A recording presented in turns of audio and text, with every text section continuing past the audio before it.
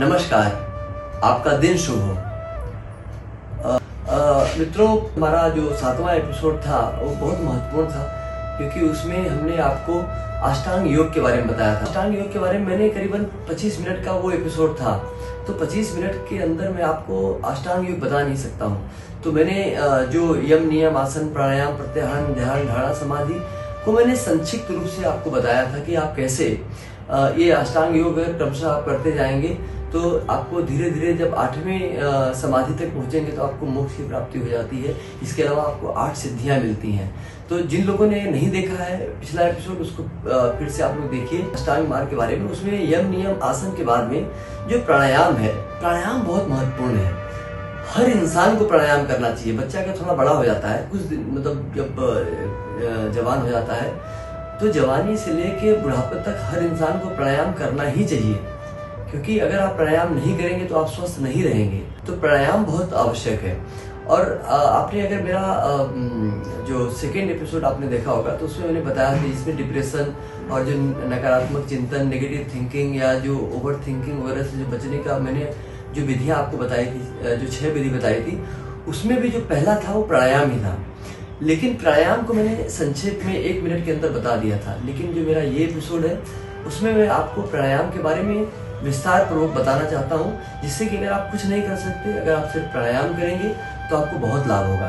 तो प्राणायाम के बहुत सारे तरीके हैं, लेकिन कुछ तरीकों को आपको बताऊंगा जो अपने जीवन शैली में आप उतार सकते हैं। 3-4 तरीके के प्राणायाम करेंगे तो आपको अवश्य लाभ होगा। प्राणायाम 2 शब्दों के योग से बना है। पहला है प्राण और दूसरा है आयाम।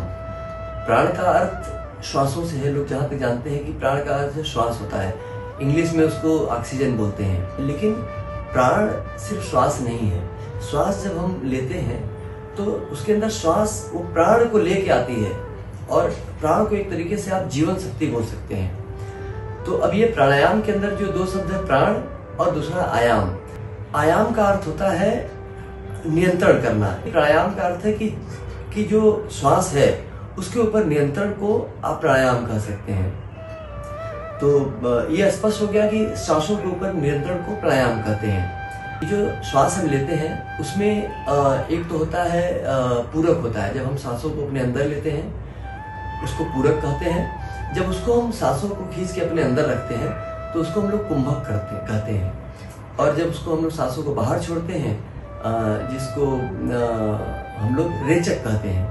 अब बाहर सांसों को जब हम लोग रोक देते हैं, बाहर भी सांसों को रोकते हैं तो उसको बाह्य कुंभक कहते हैं, और अंदर अगर सांसों को रोकते हैं तो उसको आंतरिक कुंभक कहते हैं। और इंग्लिश में आप अगर जो लोग इंग्लिश जानते हो वो इनहेल बोलते हैं। सांसों को आप लेते हैं तो इनहेल कहते हैं, जब सांसों को छोड़ते हैं। देखिए, प्राणायाम तो कम से कम जो हमारे ऋषि मुनियों ने बताया है वो कम से कम 20-25 प्रकार के प्राणायाम होते हैं। नाड़ी शोधन होता है, बहुत तरीके के बंध या प्राणायाम होते हैं।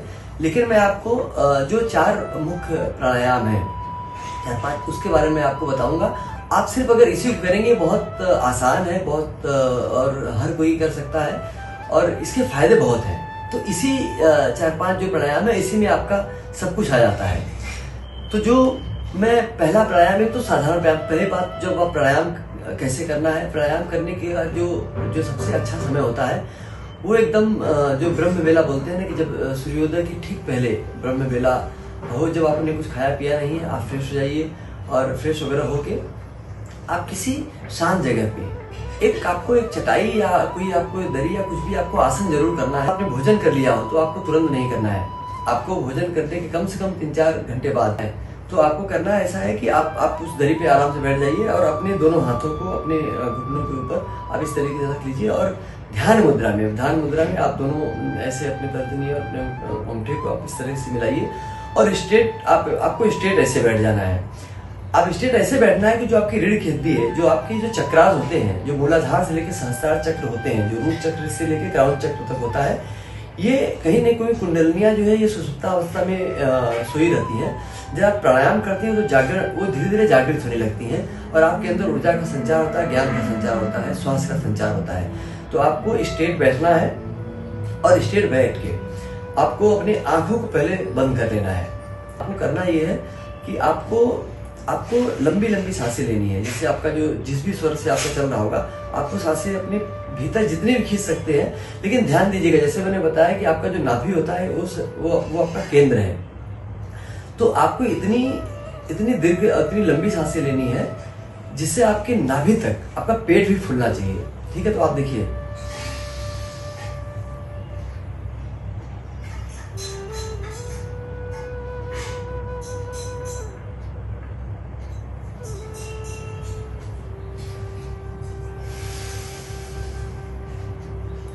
तो आपने क्या देखा, आपने धीरे धीरे सांसें, गहरी सांसें आपने लिया, आपका चेस्ट, आपका जो फेफड़े हैं सारे फूल गए और फेफड़ों के साथ में आपका पेट भी फूलता है। आपके पूरे शरीर में ऑक्सीजन, मैंने बताया ना कि ये ऑक्सीजन ये प्राण ही है। जब तक आपके शरीर में प्राण है तब तक आप जिंदा हैं।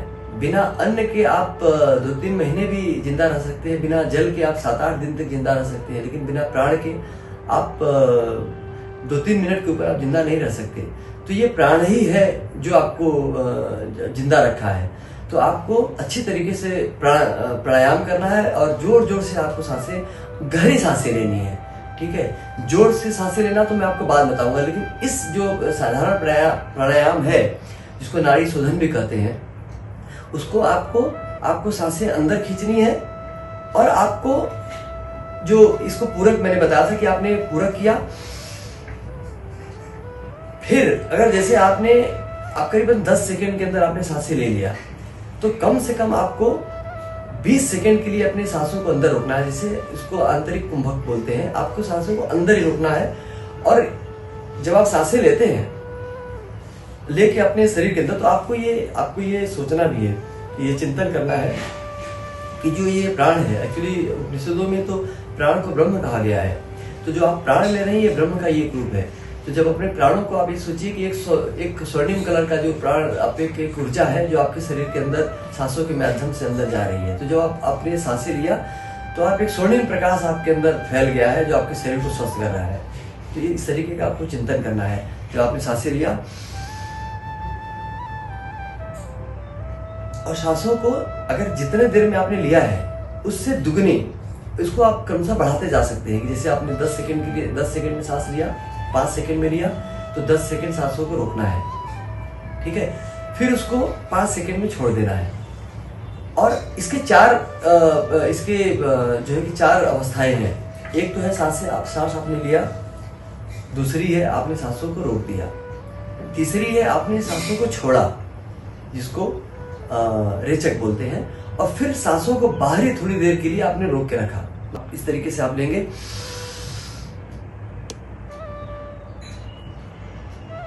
अपने सांस लेके देखिए, ये पेट जो है, पेट देखिए मेरा फूल गया है। ठीक है, तो चूंकि मेरा पेट ज्यादा है नहीं तो आपको इतना फुला नहीं दिखेगा, लेकिन अंदर से ये हमारे जो टी शर्ट के अंदर वो दिखा है ये फूल गया है। तो इसको आपको जितना देर आपको रोकना है। इससे आपकी अगर ये प्राणायाम आप करते हैं तो आपके अंदर जो भी नेगेटिव थिंकिंग है, ओवर थिंकिंग है, डिप्रेशन है, जो आपका जो कॉन्फिडेंस बहुत लो है, आप कहीं इंटरव्यू देने जाते हैं, आपकी हिम्मत नहीं पड़ती, किसी से बात करने में आपको झिझक होती है, तो ये प्राणायाम करने से आपकी हिम्मत बढ़ेगी, आपका हौसला बढ़ेगा और आप अगर कहीं स्वस्थ तो आप होंगे मानसिक रूप से, शारीरिक रूप से। तो ये तो मैंने आपको एक साधारण प्राणायाम बताया। अब जो मैं दूसरा प्राणायाम बताता हूँ इसमें जो है इसका नाम है भस्त्रिका प्राणायाम। तो ये जो है ये सब लोग नहीं कर सकते। जैसे भस्त्रिका प्राणायाम धीरे धीरे तो सब लोग कर सकते हैं, लेकिन जैसे मान ली कोई दिल का रोगी है, गर्भवती महिलाएं हैं, उन लोगों को ये भस्त्रिका प्राणायाम नहीं करना चाहिए, और करना चाहिए तो बहुत धीरे धीरे। ठीक है, तो ये भस्त्रिका प्राणायाम। अब भस्त्रिका का मतलब ये होता है कि जैसे आपने अगर जो लोग गाँव में रहे होंगे, अगर लोहार की धौकनी देखे होंगे, भस्त्रिका का मतलब धौकनी होती है ना, जब लोहार पहले लोहा को से कुछ सामान बनाता था, उसको पीटता था, तो पहले उसको तपा लेता था। जो धौकनी थी, हमने तो गांव में देखा है। अब आप लोगों में से जो नए बच्चे होंगे नहीं देखे होंगे, तो धौकनी के बारे में अगर इंटरनेट पे अगर सर्च करेंगे तो दिखेगा। तो ऐसे एक मशीन जैसे चलाई जाती थी और उसके अंदर जो है वो आग जो भभक के आती थी, तो उससे जो है कि लोहा भी पिघल जाता था, तो इसीलिए उसका नाम भस्त्रिका हो गया। तो आपको उस धौकनी की तरह आपको सांसें लेनी है। अब ये भस्त्रिका प्राणायाम में आपको करना ये है कि आपको पूरक और रेचक ये दोनों करना है। मतलब आपको जोर जोर से सांसें लेनी है और जोर जोर से सांसें छोड़नी है। आपको देखिए शुरू में आप जब करेंगे ना, जैसे आप आपका जो शोल्डर है एक्चुअली बहुत हिलना नहीं चाहिए, लेकिन शुरू में जब अभ्यास नहीं रहेगा ना, तो क्योंकि जब सांसों के ऊपर एक बार आप सांसों को साध लेंगे, अपने प्राणों को साध लेंगे, तो आप देखेंगे कि आपकी बॉडी हिलेगी नहीं बहुत ज्यादा और आपकी सिर्फ सांसें चलेंगी। लेकिन शुरुआत में आपका होगा, जैसे जैसे मैं बताऊं कि अब ये भस्त्रिका प्राणायाम कैसे करते हैं, तो आप देखिए, तो आप देखिए जैसे मैंने शुरुआत में किया, देखिए मेरे कंधे उठ रहे हैं। तो जब आपने अगर चालू नहीं किया होगा, प्रारंभ नहीं किया होगा, तो आपके भी कंधे थोड़ा ऐसे उचकेंगे। लेकिन अगर उचकता है तो उचकने दीजिए, आप देखेंगे ना कि कुछ ही दिन बाद जब आप अपने बॉडी आपके कंट्रोल में आ जाएगी, सांसें आपके नियंत्रण में आ जाएंगी, तो आपको चलेगा नहीं। तो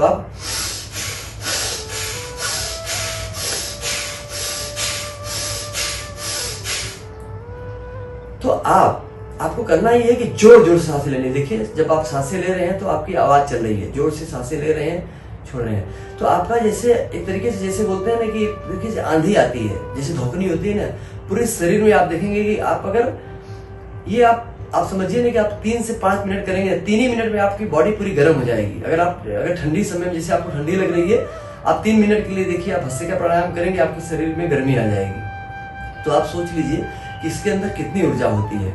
और जो आपकी सुषुप्त जो नाड़ियां हैं, जो मैंने 72,000 नाड़ियां जो बताई, इसमें बहुत सारी सुषुप्त अवस्था में पड़ी रहती हैं। जो फेफड़े आपके हैं 75% वो खुले ही नहीं रहते हैं। तो जब आप जोर जोर से आप जब सांसें लेते हैं, भस्त्रिका प्राणायाम करते हैं, तो आपके फेफड़ों के जो छिद्र हैं खुले रहते हैं। ये भस्त्रिका प्राणायाम करेंगे तो आपके फेफड़े हैं, आपके लंग्स हैं, आपका वो पूरे जो, और लेकिन ये पेट तक नहीं लेके जाना है आपको। जो ये सांसें लेनी है आपको अपने एक तो अपने नाकों के माध्यम से सांस लेनी है और फेफड़े तक, डायफ्राम तक या फेफड़ों तक इसको भरना है। तो आप जब ये भस्त्रिका प्राणायाम करेंगे तो आपकी शरीर पूरी ऊर्जा से भर जाती है। और इसके जो फायदे हैं, जैसे किसी को नजला, जुकाम, साइनस या इस तरीके की जो बीमारियां हैं, इससे बहुत फायदा करता है। जो नकारात्मक चिंतन में इसमें बहुत फायदा करता है। जिसको किडनी वगैरह की बीमारी है, पेट की बीमारी है, इससे बहुत आराम होता है। तो अब मैं आपको तीसरा जो प्राणायाम बताना चाहता हूँ, ये प्राणायाम को बोलते हैं कपालभाति। कपालभाति बहुत अच्छा प्राणायाम है। और इसमें जो है कि इसका मैं अगर शाब्दिक अर्थ बताऊं तो कपाल कहते हैं ये मस्तिष्क को, तो कपाल का मतलब होता है मस्तिष्क और भाति का मतलब होता है तेज, प्रकाश। तो जब ये आप कपालभाति करते हैं तो आप समझिए ना कि आपकी बुद्धि, आपका दिमाग, आपका जो है कि आपका अंग जो है कि श्वास से भरता तो है ही है, लेकिन आपकी बुद्धि प्रखर होती है। और देखिए अगर आपका बुद्धि प्रखर है, अगर आपको कोई मनोरोग नहीं है, आपके किसी तरीके से आपकी बुद्धि अच्छी है, आप पॉजिटिव सोचते हैं, इस तरीके की बातें हैं, तो आप अगर मन अगर स्वस्थ है तो तन भी स्वस्थ रहेगा। तो इस प्राणायाम से जो मैं पहले करके बताऊंगा, फिर इसके फायदे बताऊंगा। इस प्राणायाम में आपको रेचक करना है, मतलब रेचक आपको सिर्फ रेचक करेंगे, मतलब ऐसा नहीं कि सांसें नहीं लेनी है, लेकिन आपको जोर देना है। जोर आपको सिर्फ सांसों को बाहर फेंकने में करना है, अंदर लेने का काम शरीर अपने आप कर लेती है, वो यंत्रवत हो जाएगा। तो आपको कपालभाति प्राणायाम कैसे करना है, ये बहुत अच्छा है। आप अगर भस्त्रिका नहीं कर सकते हैं तो कम से कम आप इसको 3 से 5 मिनट तक कर सकते हैं। पहले 3 मिनट करिए, फिर आप देखेंगे आपका पेट वगैरह थोड़ा दर्द होने लगेगा। तो पहले 2 मिनट करिए, 3 मिनट करिए, फिर आप 5 मिनट करने लगिए, और अधिकतम इसको आप 10 मिनट तक कर सकते हैं। बहुत अगर गर्मी का समय है, जैसे भस्त्रिका प्राणायाम भी अगर गर्मी का समय है तो कम करिए, ज्यादा गर्मी लगने पे आपका ब्लड प्रेशर भी बढ़ सकता है। तो उसी तरीके से जो कपालभाति है, ये भी आप 3 से 5 मिनट करिए, किसी भी समय करिए। लेकिन अगर ठंडी के समय 10 मिनट करिए, आप कई बार कर सकते हैं। तो आपको कपालभाति कैसे करते हैं ये मैं आपको बताता हूँ। कपालभाति में आपको जैसे मैंने बताया, आप जैसे मैंने बताया आप स्ट्रेट ही बैठे हैं, आप ध्यान मुद्रा में बैठे हैं। इसको आप वज्रासन, सुखासन, सिद्धासन, किसी भी आसन में आप बैठ के कर सकते हैं। तो आप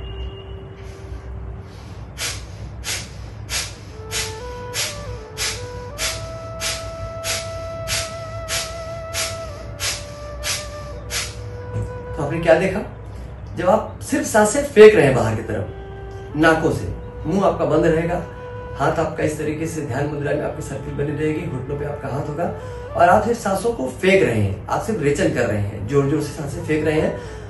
आप कुछ देर आपका शायद कंधे वगैरह बॉडी हिलेगी, लेकिन आप कुछ दिन कर लेंगे ना तो आप देखेंगे कि और आवाज आएगी। आप देखिए कोई अगर आप दूर भी बैठा होगा तो देखेगा कि आवाज जो है कि कोई ऐसे लग रहा है जो है जैसे नाक फुफकारता है, उसी तरीके से आपको लगेगा कि जिससे आप फुफकार रहे हैं।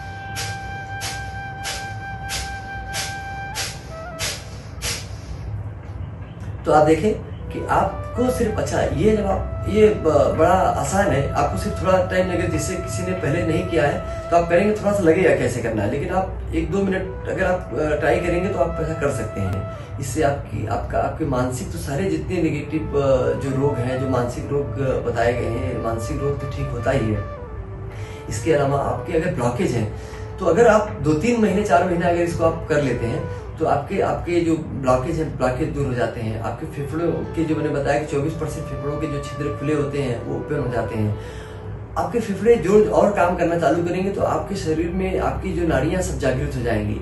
आपकी धीरे धीरे इससे आपकी कुंडलिनी भी जागृत होने लगती है, क्योंकि आपका जो रूट चक्र से लेके जो मूलाधार से लेके सहस्त्रार तक जो आपके चक्रास होते हैं, जब आप इस तरीके से सांसें लेते हैं तो धीरे धीरे वो भी जागृत होने लगते हैं। आपकी याददाश्त, आपकी मेमोरी बहुत अच्छी हो जाती है, आपको नींद अच्छी आती है, आपका बैलेंस बहुत अच्छा हो जाता है सब।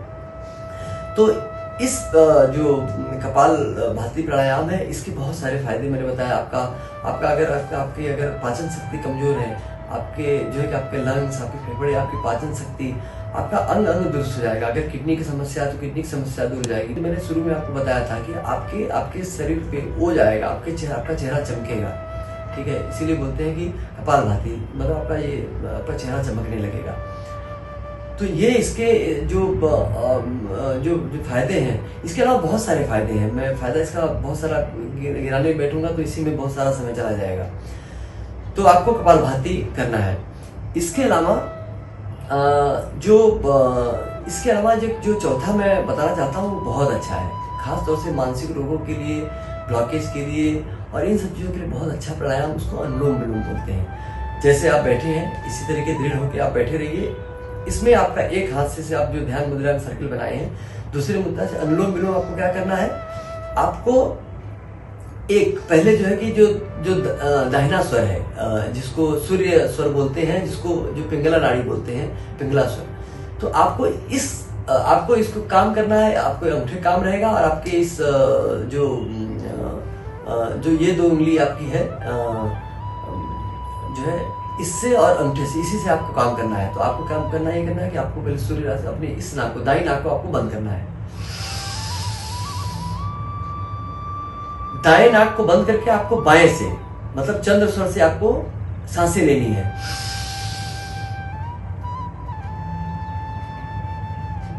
और थोड़ी देर तक सांसों को अपने अंदर, मतलब कुंभक करना है। आपने पहले पूरा किया, फिर कुंभक का आपको करना है। तो आपने सांसें लिया,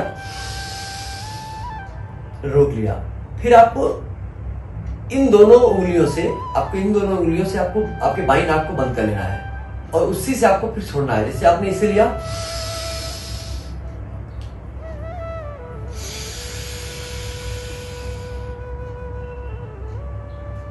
तो ये एक चक्र पूरा हुआ। जैसे आपने इससे सांसें लिया, फिर इसको बंद कर लिया और इससे बाएं नाक से आपने छोड़ दिया। मतलब आपने चंद्र स्वर लिया, फिर चंद्र स्वर को बाईं नाक को बंद किया, फिर सूर्य स्वर से आपने सांसों को छोड़ दिया, ठीक है। तो आपने देखिए,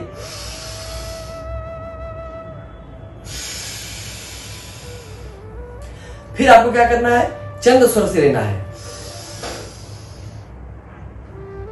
रोकना है और फिर बाएं से छोड़ना है।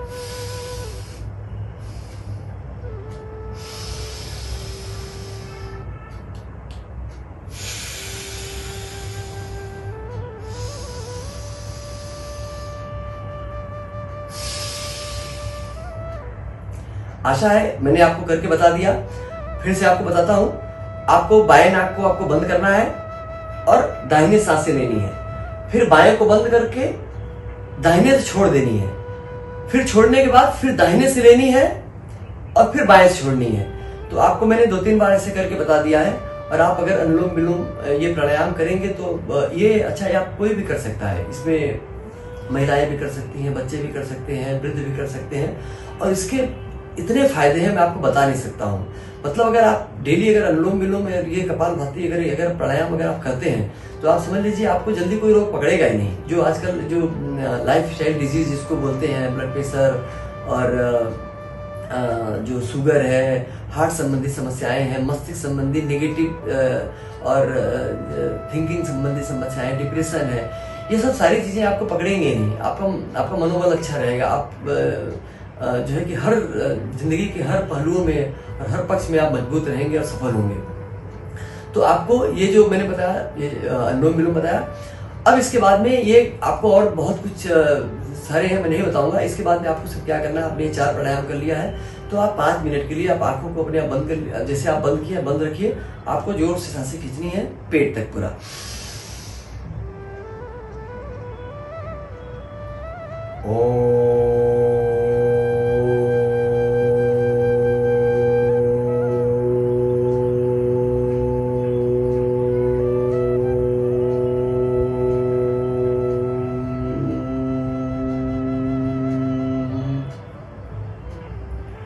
इसको ब्रह्मनाद बोलते हैं। कहते हैं कि ओम ही ब्रह्म है। गीता उपनिषदों में कहा गया है कि ओम ही ब्रह्म है।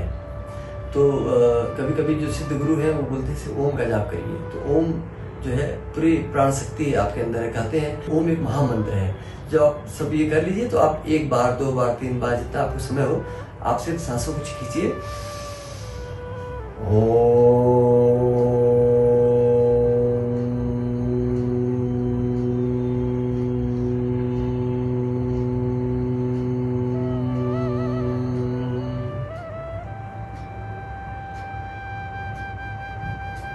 तो आपको जब सब हो जाए तो ये आप ओम का जो ब्रह्मनाद है, इस तरीके से आप ब्रह्मनाद आप करेंगे तो आप देखेंगे आपका थोड़ी देर के लिए आपका ना आप देखेंगे कि आप अगर ये करेंगे तो आप देखेंगे आपके होंठ कांपने लगते हैं। आप सोचिए होंठ क्यों कांप रहे हैं, कितनी ऊर्जा होगी इस प्राण में कि आप थोड़ी देर करने का आपके होंठ कांपने लगते हैं, आपका अंग अंग जीवित हो जाता है। जो सुप्त नाड़ियां हैं, जो सुप्त कोशिकाएं हैं, आपके बॉडी में लाखों करोड़ों सेल हैं जो मृत्यु पड़े हैं, डेड पड़े हैं। तो जो सेल है, देखिए जैसे आप कुछ लोग होते हैं बड़े जल्दी वृद्ध होने लगते हैं। 40 साल में लगता है कि 60 साल के बुढ़े हो गए, 50 साल में लगने लगता है 70 साल के हो गए, क्योंकि वो प्राणायाम नहीं करते। उनकी जो कोशिकाएं हैं वो मृत पड़ी हैं। जब आप प्राणायाम करेंगे तो आपकी कोशिकाएं भी जीवित हो जाएंगी, आपके चेहरे पे ओझ जाएगा, आप जवान दिखेंगे। तो आशा है आप लोगों को मेरा ये एपिसोड अच्छा लगेगा और आप लोग प्राणायाम अच्छे से करेंगे, स्वस्थ रहेंगे, मस्त रहेंगे। ये इसी के साथ मैं अपनी वाणी को विराम देता हूँ और फिर किसी एक विषय के साथ में आप अगले एपिसोड में को लेकर मैं आऊँगा। तब तक के लिए आपसे विदा लेता हूँ। ओम।